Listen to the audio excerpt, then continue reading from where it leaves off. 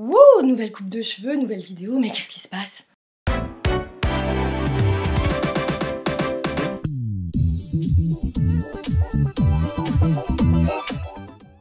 Aujourd'hui, comme prévu, je reviens avec cette vidéo tant attendue, celle du décryptage du défilé Dior Printemps-été 2023 par Maria Grazia Chiuri, un défilé qui a été salué par la critique, les journalistes, qualifié de meilleure collection Dior par Maria Grazia à ce jour, ce qui est fort inattendu.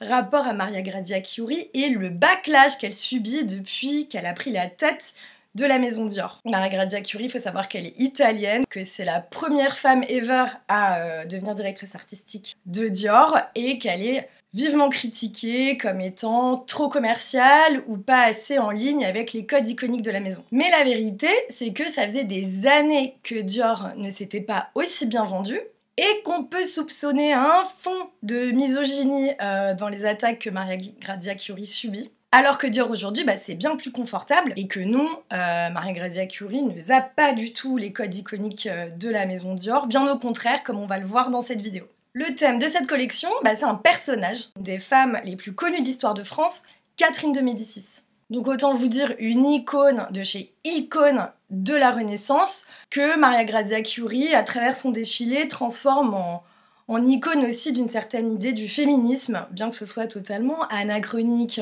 C'était hyper casse-gueule comme exercice. De nombreuses autres maisons aussi sont déjà prêtées. Alors, comment Maria Grazia Chiuri a-t-elle pensé cette collection qui est clairement un carton? Et vous allez voir que c'est hyper intéressant. On va parler de beaucoup de choses dans cette vidéo.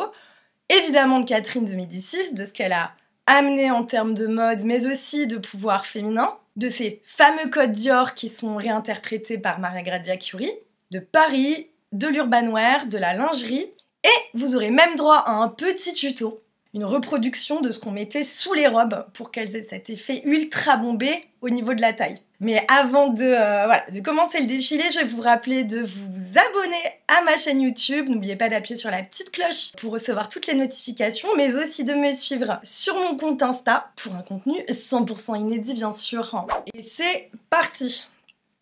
Il s'agit d'une grotte ultra baroque, façon La Belle et la Bête.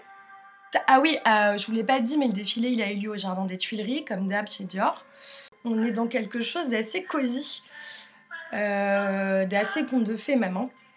Et c'est intéressant cette idée de reproduire la nature dans un endroit qui est déjà plein de nature, à savoir le Jardin des Tuileries. Et c'est parti pour le premier look. Le premier look, c'est toujours le même mannequin, ça fait le troisième show, je crois, qu'elle ouvre. Et là, on est à fond dans le thème. Vous voyez une brassière en dentelle et une grande jupe. Ce qui saute aux yeux là, c'est cette immense jupe crinoline qui doit être tenue par des baleines et qui est full dans un esprit robe du 16e, bien que là ce ne soit qu'une jupe, avec cet immense plateau quasiment qui est formé par une structure qui est intégrée comme une espèce de guêpière en fait, et qui m'a l'air d'être en guipure ornée de fleurs. On est dans du noir, ce qui était la couleur de Catherine de Médicis. Je sais pas si vous voyez ce volume complètement plateau, qui est assez dingue. Donc là, dès le premier look, elle annonce un peu la silhouette, qui va être la silhouette principale du show. Ok, deuxième look là, on a 3 pièces, une blouse, une jupe et un corset. Bon, ça, on va le revoir, ça fait partie dans la ligne de la façon dont on découpait en fait les robes à la Renaissance. Et ce qui est hyper intéressant, c'est qu'on est complètement dans cette ligne à la fois très Renaissance, c'est-à-dire en X, méga rigide, mais aussi dans la ligne Dior, avec une taille très marquée et une jupe beaucoup plus corolle, donc ça fonctionne complètement. Ok, donc là, c'est une robe, pareil, complètement en X, dans cette espèce de taffetas froissé technique ou soie technique froissée. Il y a des coulisses partout qui permettent d'amener du pli. Le pli, on va en parler certainement, très important aussi sur les robes de la Renaissance. Et ce que je remarque, c'est que mademoiselle est en talons. Chose intéressante puisque Catherine de Médicis a amené les talons à la cour de France. Waouh!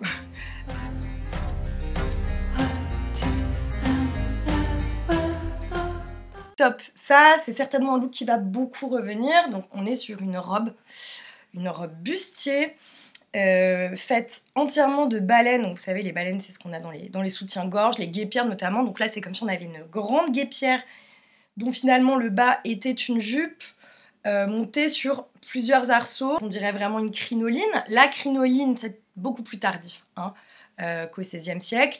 Mais bon, là, la technique se rapproche plus de la crinoline. Mais en tout cas, c'est un immense hommage aux ancêtres des crinolines, ce qu'on a appelé les vertugadans et les bourrelets, qu'on mettait sous les robes à la Renaissance pour en fait élargir un max la taille. Donc ça, on en reparlera.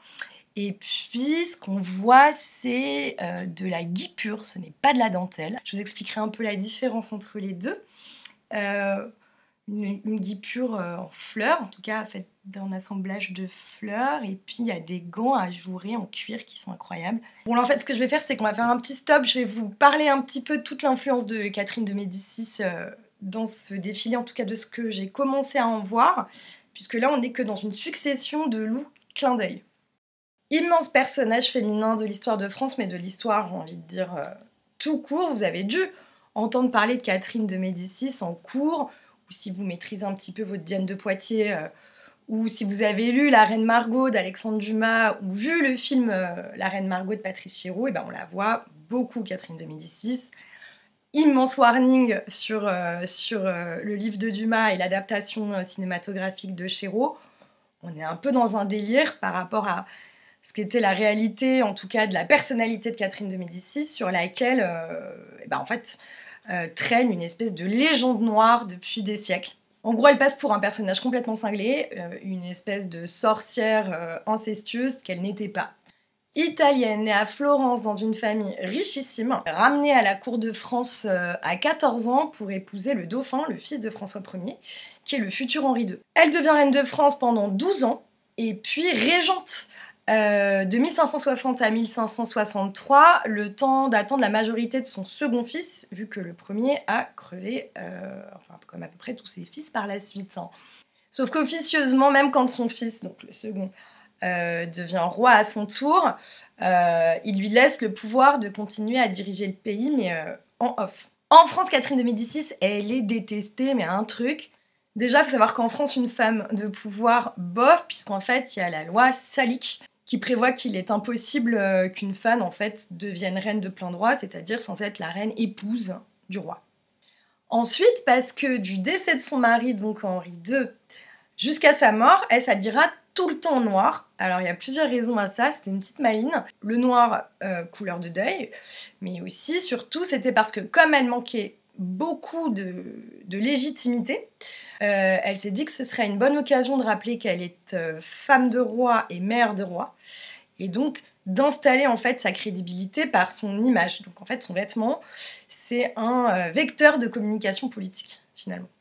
Elle est évidemment ultra impliquée dans le massacre de la Saint-Barthélemy, donc autant vous dire que ça niveau cote, c'est pas sexy glam.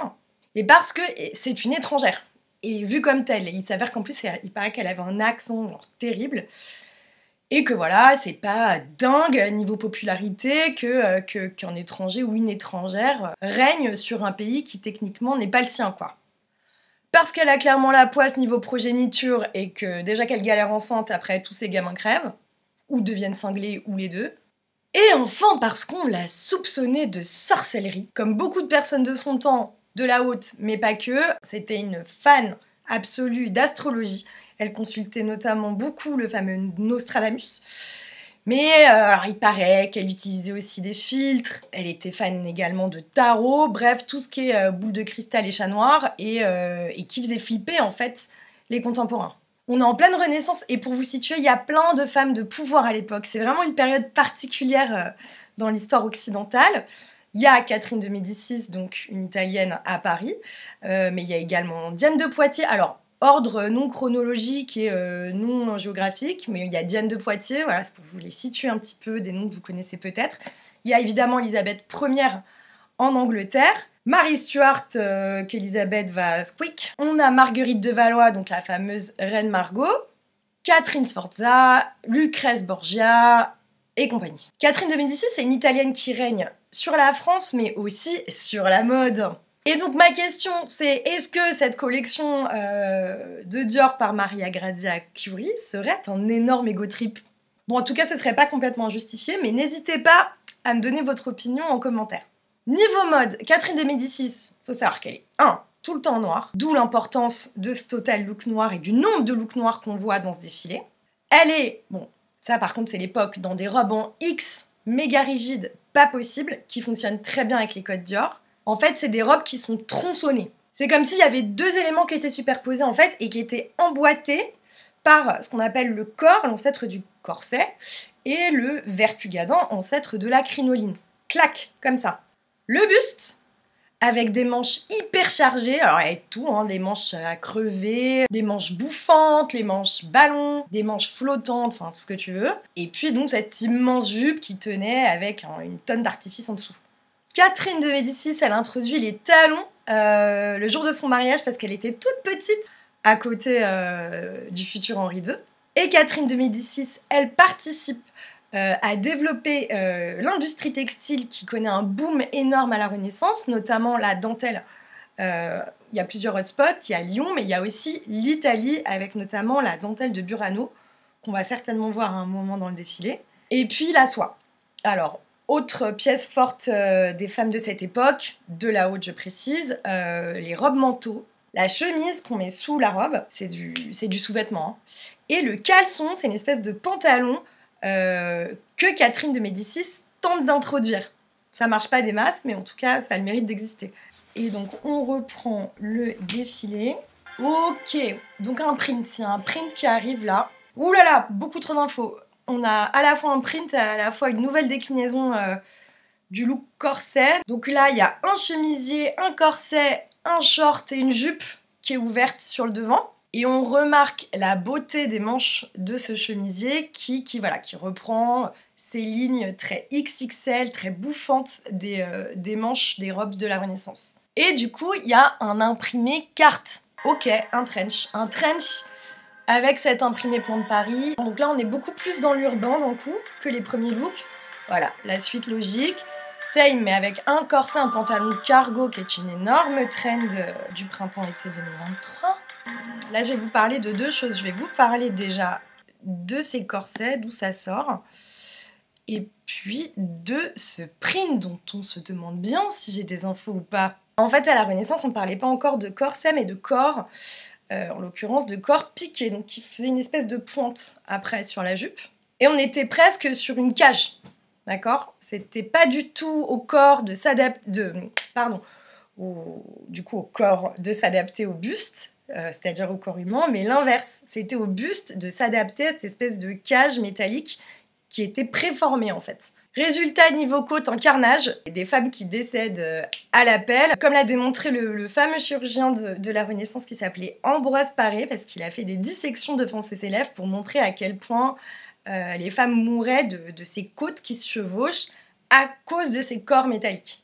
On attribue à Catherine de Médicis le premier corps en fer recouvert de velours, mais on ne sait pas trop si c'était pour des raisons esthétiques ou si c'était parce qu'elle avait un problème de dos et que ça... des raisons orthopédiques, quoi. Il faut savoir que le corset est un maxi code Dior depuis Cri-Cri d'amour et ça n'a pas changé. Il est tout le temps, invariablement, utilisé par Maria Grazia Chiuri dans toutes ses collections. Ce qui est intéressant, c'est que en fonction de l'hiver ou de l'été, ça change pas mal. En hiver, on est dans des choses beaucoup plus couvertes, on est quasiment dans des boucliers, du protective wear. Et donc là, comme vous voyez sur l'été, c'est de la lingerie, mais qu'on voit à l'extérieur.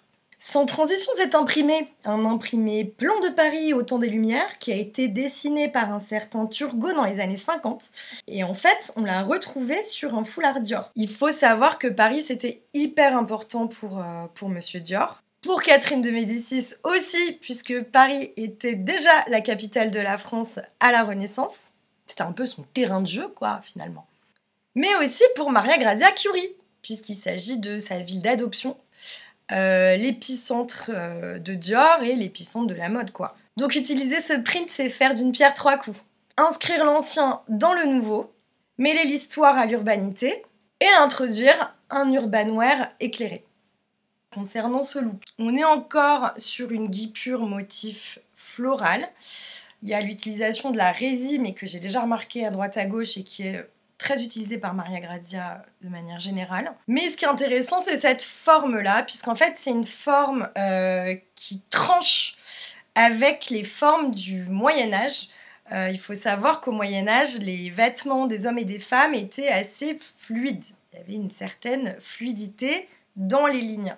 La Renaissance, c'est tout l'inverse. On exagère les attributs du corps féminin avec ses jupes énormes, avec ses bustes hyper encagés, serrés dans des corps piqués et les manches ballons énormes. Et comme l'idée, c'était de montrer sa richesse avec des robes énormes, et bah, qui dit robe énorme dit évolution des corps aussi. Et donc les canons de beauté, les canons esthétiques commencent à changer. On préfère les femmes en chair. Ok, alors là c'est de la mousseline de coton brodée au niveau de cette espèce de robe qui est juste boutonnée au niveau du décolleté puis qui flotte derrière. Et on a un petit short, pareil, en mousseline. Complètement transparent. Donc là, ce qui est intéressant, c'est qu'on est dans ce qu'on appelle le loungewear. On n'est pas loin du sleepwear. C'est typiquement l'outfit pour glander chez soi quand on est blindé. Et il y a toute cette histoire de dessous qui est très importante dans l'habillement des femmes à la Renaissance. Plus cet effet très transparent qu'on a vu partout, dans tous les shows quasiment du printemps-été 2023. Ok. Bam, du blanc. On n'avait pas vu de blanc, on était que sur du noir. Cet arceau là sur le côté qui est complètement fou. Niveau matière, guipure, hein, toujours, hein, passion guipure. En fait, la guipure qui se développe énormément, en même temps que la dentelle d'ailleurs, hein, au XVIe siècle, c'est une broderie. C'est une broderie hyper lourde, hyper épaisse, et à la différence de la dentelle, c'est qu'il n'y a pas de fond. La dentelle, il y a toujours un fond. La guipure, il n'y a pas de fond. En tout cas, on adore cet effet complètement arceau. C'est le moment de voir mon tuto How to be bombesque au XVIe siècle et comment on faisait pour arriver à ce genre de volume.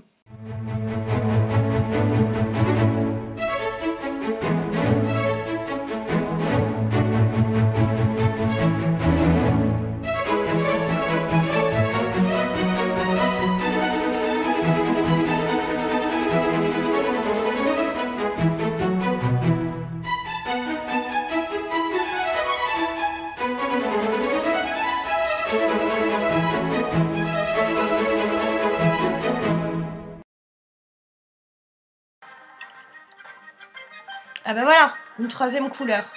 Top. Là, je pense qu'on va avoir toute la gamme du show, c'est-à-dire le noir qu'on a vu au début, et qu'on va revoir certainement, un blanc hyper optique, et une espèce de beige doré. Et hyper intéressante cette robe-là, puisqu'on est vraiment dans ces manches très larges qu'on retrouve à la Renaissance, et qu'on voit cette espèce de tronçonnage typique des robes de la Renaissance. Donc vous voyez bien la différence entre la partie du haut, celle du milieu, celle du bas, mais c'est aussi la façon dont travaillait Monsieur Dior. En fait, on croyait qu'il y avait un corset, que c'était qu'une seule pièce, la robe avec le corset. En fait, c'était plusieurs pièces qui étaient montées les unes avec les autres, mais ça, on pouvait pas le voir tant qu'on ne voyait pas l'intérieur de la robe. Or, Maria Grazia a tendance à le dévoiler, ça.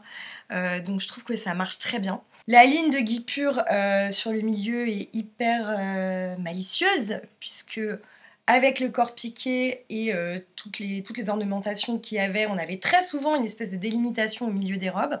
Et la ligne, malgré tout, elle amène cette espèce d'austérité qui était propre à Catherine de Médicis. Non, c'est chouette. Hein. Déjà, niveau gamme, on est sur du bicolore, le noir et le blanc sur un look. Alors, mis à part l'imprimé carte, on l'avait pas vraiment vu. Il y a un chemisier qui est en popine de coton, comme les chemisiers à toi, à moi, à tout le monde finalement. Jupe et corset en faille de soie. Le chemisier, il est plus Catherine de Médicis que jamais, hein. J'ai envie de te dire, avec un volume dingue. D'ailleurs, it's a want, merci à vous. Et en même temps, l'usage de la popine de coton, c'est hyper urbain, hyper contemporain, donc ça fonctionne bien. Urbain aussi, la jupe avec des fronces qui utilisent des coulisses. C'est à la fois de la faille de soie, la soie étant une énorme industrie à la Renaissance, mais en même temps traité avec quelque chose de très sporty, très urbain. Donc c'est intéressant de clasher ces deux temporalités-là. Mais surtout, dites ou non, les fronces, très important sur les robes de la Renaissance, puisqu'en fait, on les plaçait tout autour de la taille pour en rajouter dans le volume de la jupe. Et ce corset, bon, j'en ai dit des tonnes de choses sur le corset, mais il s'avère aussi que c'est très tendance, et pas que chez Dior, vu que ça fait quasiment 1 an et demi qu'on observe un retour du corset, notamment un peu fait maison sur Insta. Donc voilà, c'est chouette que ce soit là. Après, j'ai envie de dire, c'est tellement Dior que finalement, ils n'ont pas attendu 3 influenceuses, quoi. Et en même temps, ce look, il est génial parce qu'en fait, on peut se balader à Paris City, mais sans problème. En même temps, on tombe pas dans le cheap, on tombe pas dans le goth. Je braque. Alors là, c'est génial. On est vraiment dans Catherine de Médicis qui se balade en 2022. Les manches sont ouf. Le corset est dingue. C'est du macramé en dentelle résille. Et là, on a encore des fronces au niveau de la jupe, mais c'est joué en smock sur le bassin. Ah ouais. C'est une robe dans un taffetas technique avec ce système de baleine qui est ouverte sur le devant, et tous les plis qui sont faits avec ces coulisses là dont je vous parlais. La matière est folle, le volume est génial. Ok, donc là il y a un print. Donc on est sur une robe en jersey, imprimée, fluide, débardeur, très 90s en fait dans l'idée. Donc c'est peut-être petit clin d'œil à ces pantalons cargo qu'on a vus, il y avait des bombers. Pour en ramener quand même dans du wannabe portable à Paris. J'ai fait mes petites recherches et j'ai trouvé une image à la BNF et il s'agit de la devise de Catherine de Médicis. Attention, Ardorem extincta testantur vivere flamma. Si vous savez ce que ça veut dire, n'hésitez pas à éclairer ma lanterne. Ok, donc là, il y a un manteau sur de la lingerie. En plus, on voit des petites fleurs. Il était temps que les fleurs arrivent, parce que j'ai envie de vous dire un gros code Dior. Et oui, là, sur une superbe veste de tailleur bar. Le tailleur bar inventé, lancé et devenu iconique par Christian Dior dès 1947. Et les petites fleurs. Un autre print qui est clairement un hommage direct à Catherine de Médicis sur une robe très fluide, très 21e siècle. On est dans un imprimé zodiacal, hyper baroque, qui me rappelle beaucoup ces images de l'homme zodiacal très en vogue du Moyen-Âge à la Renaissance et qui en fait crée un lien entre les organes et les astres. Parce que Catherine de Médicis, comme je vous l'ai déjà dit, était grande amatrice d'astrologie. Et Maria Grazia aussi. On a un anorak avec le canage Dior. Bon, ça c'est iconique à fond, les ballons. Pareil. Ok, du denim, mais avec cette silhouette en 4 pièces. Alors c'est bien qu'il y ait du denim parce que du coup ça permet de rajouter un peu d'urban wear dans tout ça. En plus de la broderie anglaise sur du denim, yes, hein. Autre denim plus vintage avec une taille très basse, très 90s, très trendy en ce moment, on s'en tape un peu. Ça c'est intéressant cette ligne là. Qu'on a vu en fait sur toutes les robes qui étaient imprimées. On est vraiment dans le lounge quoi, dans le je traîne chez moi. À la Renaissance, il y avait toute cette histoire de dessous qui faisait un peu polémique sous les vêtements des femmes, donc c'est assez intéressant qu'on en est là. Donc là, on est clairement en pige. On a donc cette robe en mousseline imprimée de fleurs avec des incrustations de guipure sur un short, donc on est complètement dans le pyjama. Ça me rappelle les robes de chambre hyper chic ou ce qu'on appelle des déshabillés aussi. C'est une silhouette qu'on a déjà vue hein, en noir, mais là elle est exécutée avec beaucoup moins de tours de passe-passe. On est beaucoup plus premier degré sur le côté presque sleepwear.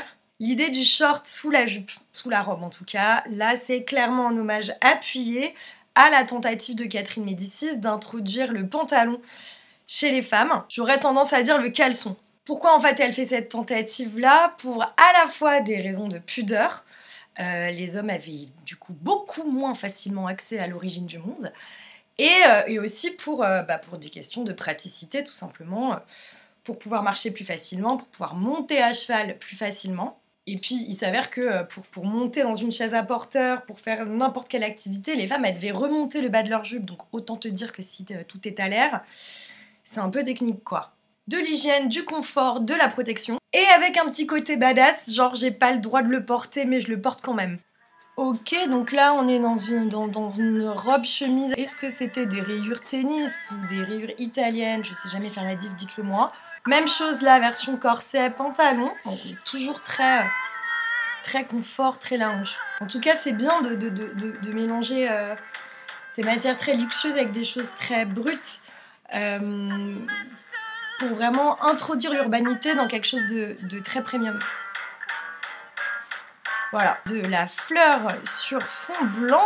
Ici, en l'occurrence, sur un pantalon cargo. La fleur, énorme code Dior, puisque c'était une obsession de Christian Dior. Alors, on serait peut-être hors thème si c'était pas interprété sur ces pièces qu'on a déjà vues, puisqu'on n'est pas du tout 16e siècle au niveau des fleurs. Là, on serait fin 19e siècle. Mais peu importe, avec tout ce qui s'est passé au niveau de l'editing avant, ça fonctionne. Ok, bon, sans transition, pas nécessaire du tout, mais dans le cadre d'une collection où il faut quand même marteler qu'on est chez Dior, et ben il y a une robe ultra Dior qui arrive, beaucoup plus minimaliste que ce qu'on a vu tout à l'heure, avec cette forme en sablier. Alors c'est ce genre de truc qui est reproché à Maria Grazia, c'est de vouloir trop en mettre, trop en montrer, alors que est-ce que ça devait défiler? Oui, non, énorme débat, j'ai pas la réponse, mais en tout cas... Si on l'enlève du contexte, c'est pas la fin du monde, et en même temps, si on la laisse en contexte, ça permet quand même de rappeler où on est. Donc, why not? Ok, donc là, avec un fond noir et un bomber, pareil sur la robe qui arrive ici. Une robe qu'on a vue tout à l'heure, tout en noir, donc là c'est pareil. C'est un taffetas technique, et en fait il s'agit de broderie signée Tassinari et Châtel, qui est une très ancienne maison de Lyon, qui a réinterprété des archives de la fin du 19e siècle, voilà, pour rendre un hommage et fait waouh à Dior, vu qu'on retrouve des fleurs dans absolument toutes les collections Dior. C'est vraiment un maxi-code.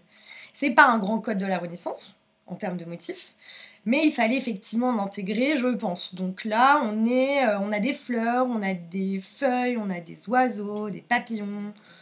C'est assez en décalage avec l'esprit bouquet du 19e. Mais il y a aussi cet esprit très japonisant qui, là, par contre, était très en vogue de 1860 à 1890.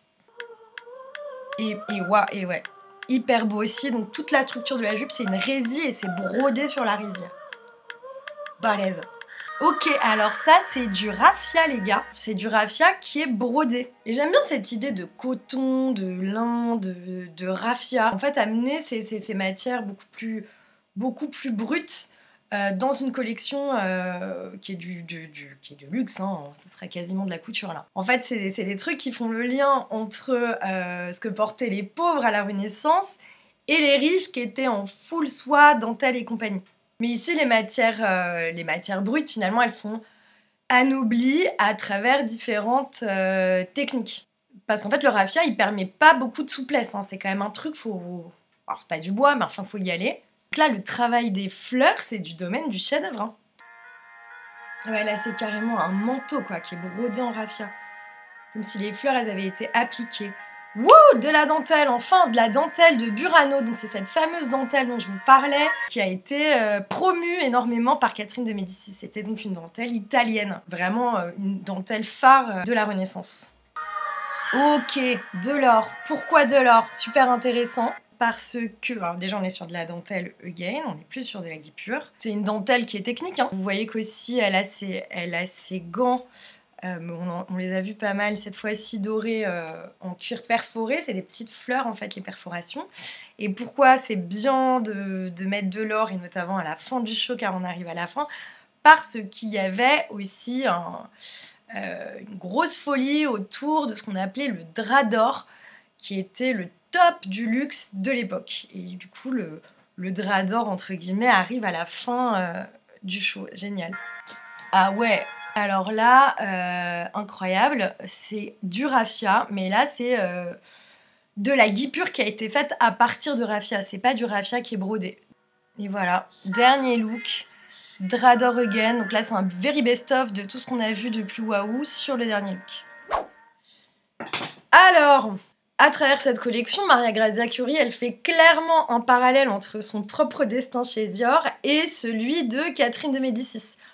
Toutes deux italiennes, à Paris, décriées, toutes deux qui dominent en fait un secteur très français, donc la France et la ville de Paris pour Catherine de Médicis, et la mode française, Maria Grazia étant à la tête de Dior, la plus grande maison française de couture de tous les temps, et toutes deux qui subissent un énorme backlash de leur vivant.